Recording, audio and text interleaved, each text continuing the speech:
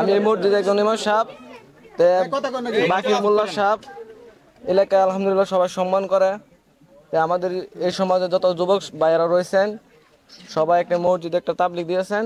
এই তাবলিগে কোনো নেতা কর্মীদের দাওয়াত দেওয়া হয় নাই বিদায় বাকির মোল্লাকে দাওয়াত দেওয়া হয় নাই, এমন কোনো নেতা কর্মীদের দাওয়াত দেওয়া হয় নাই। এর পরের দিন আইসা বাকির মোল্লা তখন আমাদেরকে গালিবাজ বকাবকি করছে, আমাকে কেন দাওয়াত দেওয়া হয় নাই, নানান তেন আক্তার এবং নাইম ভাইকে আমি দেখে নিব, নানান তেন প্রশ্ন করছে শুধুমাত্র এই কারণে যে তাকে দাওয়াত দেওয়া হয় নাই তাবলিগে। অথচ এই তাবলিগে কোনো নেতা কর্মীদেরকে দাওয়াত দেওয়া হয় নাই। তাকে কেন দাওয়াত দেওয়া হয় নাই, ওই ব্যক্তি পরের দিন সকালে আইসা বলতেছে যে বলে হুজুরে কেন দাওয়াত দেয় নাই, আমাকে কেন দাওয়াত দেয় নাই, জোর দাবা বলতেছে। কি অনুষ্ঠান ছিল এটা? তাবলিগ এমনি ওয়াজ ছিল, ইসলামিক একটা ওয়াজ ছিল, মানে ইয়া করছিল তারা বয়ান করছিল, ইসলামিক একটা বয়ান করছিল। জি এই মসজিদের মধ্যে তাকে দাওয়াত দেওয়া হয় না বিদায় সে পরের দিন আইসা কি কমিটিতে আছে নাকি? জি কোন কমিটি নাই। নেতা হিসেবে আপনি মসজিদের কি? আমি মসজিদের ইমাম সাহেব। ইমাম সাহেব, হ্যাঁ। সে নেতা হিসেবে আপনার কথা চলছিল, আপনার দায়িত্ব চলছিল। অতীতে কি কখনো এরকম দাওয়াত দেওয়া হয়তো নেতাদের? জি না, যে অতীতে কোনো নেতা, অর্থাৎ আপনারও গালমন্দ করছে নাকি? শাসাইছে? আমারও বলছে এবং সবারও বলছে, এলাকার সবারও বলছে আমাকে কেন দাওয়াত দেওয়া হয় নাই, এবং আক্তার এবং নাইমকে আমি দেখে নেব পরিবর্তিতে। জাকিরে মাহমদে হেরা খুব মারপিট করছে, আমার ছেলেরে মাইরা লাইলে ও নেশা পানি করতো, গাঁজা মদ খাইতো, এখানে লেগে আমার ভূতে খায় না দেখা আমার ভূতেরে অনেক মারপিট করছে এবং আমার ভূতেরে মাইরা ইয়ার মেয়েতে নিছে। হে আবার এক বেরিয়ে সিকড়া বাকড়া করে লোকাই না তো আমার ভূতেরে ছুড়াইছে। আনাইলে আমার ভূত শেষ আছিল কেরে হ্যাঁ গ নির মানুরে হেরা কাজে না নিয়ে টেয়ার লোভ দেয় ভরতম নেয় নিয়া ভরে টেয়ার না দিলে ভরে হেরা নির মানুষ গরিবের উর্বর অত্যাচার চালায় দেয়, মারপিট করে খুব।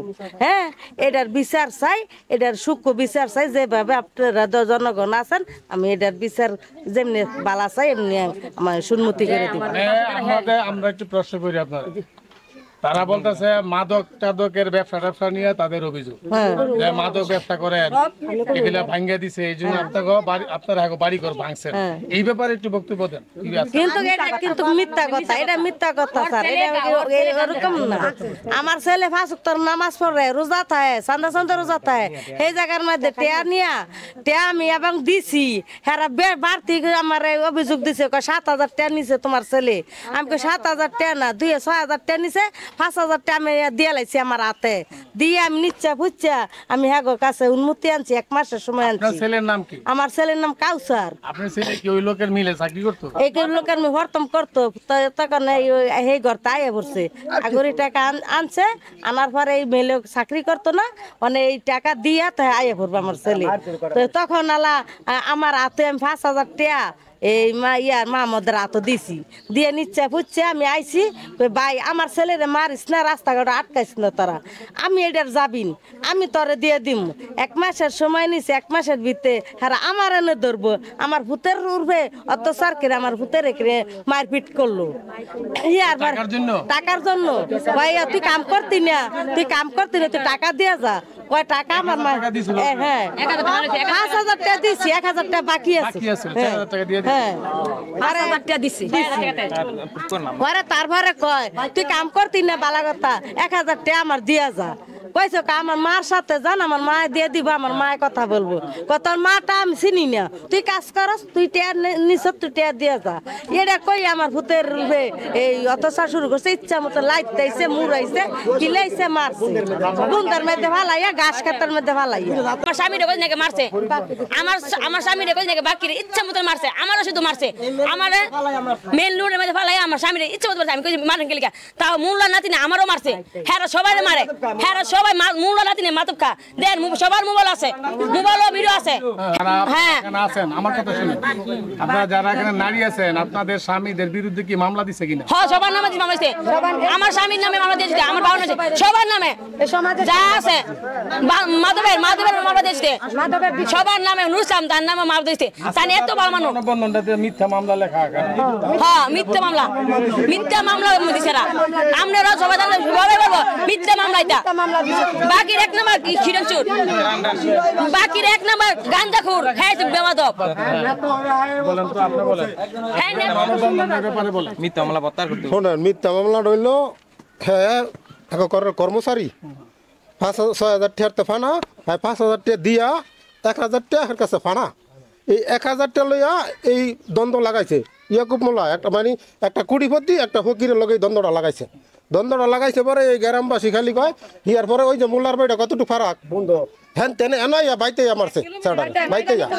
বাইটা থেকে 1,000 টাকার লাগে 1,000 টাকা লাগিয়া 1,000 টাকা লাগিয়া মেরাজ না কি তার নাম জানি না আমি হ্যাঁ রাহেন তেনে এনাই মারছে মারার পরে যারা সামনে খারিছে এখন নামে মামলা দিছে যাই সামনে খারিছে এখন নামে মামলা দিছে কয়জনের বিরুদ্ধে মামলা দিছে জানি না শোনা কথা আর কি 25-30 জনের কথা শুনছি না এটা আমি জানি না সত্যি না আমি জানি না বুঝলি বিয়ার করে বুঝার বাকিরে কয়েকদিন আগে আমগর লগে মিটিং করে আঙ্গ মসজিদের কমিটি হয়েছে হ্যাঁ আঙ্গ মসজিদের কমিটি হয়ে গেছে আঙ্গর লগে সবার লগে মিললা হ্যাঁ আজকা জখরা লাগো না হ্যাঁ মাধ্যমের মামলা দিছে আঙ্গ নামে বাকি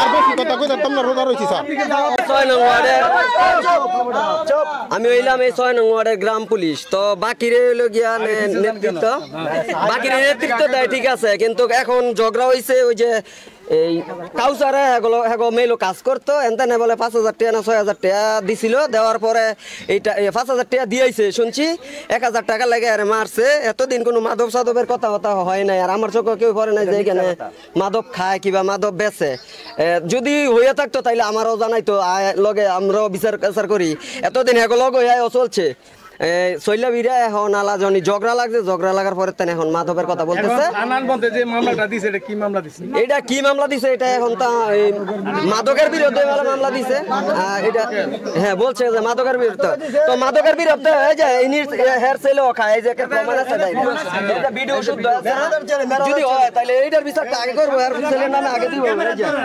এই যে তাহলে এইটার বিচারটা আগে কইরে আছে বিচার আছে আমি গ্রাম পুলিশ ইউনিয়ন পরিষদের জি আমি সাতগ্রাম ইউনিয়নের গ্রাম পুলিশ আপনার নাম কি আমার নাম আরিফ মিয়া কতদিন যাবত আছেন আপনি এখানে আমি আছি প্রায় 5 বছর অর্থাৎ যাদের বিরুদ্ধে মাদকের অভিযোগটা আনা হইতেছে এটি আপনার দাবি হলো এগুলা মিথ্যা যে আমার চোখে পড়ে নাই কিন্তু আমার কেউ এরকম বলো না যে গাঁজা খায় কোনো অভিযোগ না আমার অন্তত আমার নাই আমার চোখে পড়ে নাই কি বা হেরাও বলে নাই যে আজ তোরা দেখি এই মামলা কি মাদক খায় এটার করি মানে এরাও বলে নাই